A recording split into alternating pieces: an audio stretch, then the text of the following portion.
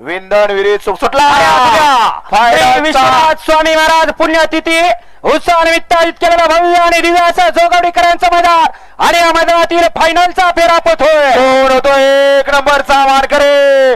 अरे वादळ आणि चिमण्या सुंदर अशी गाडी पळते आणि निर्वाद वर्चस्व. काटा कीर अशी लढत झाली. खरोखर या ठिकाणी माणसांच्या छातीचं टोक वाढवणारी लढत झाली. लढतीचा निकाल गेला पंचांकडे. थोड्याच वेळात त्या ठिकाणी फायनलचा निकाल जाहीर होणार.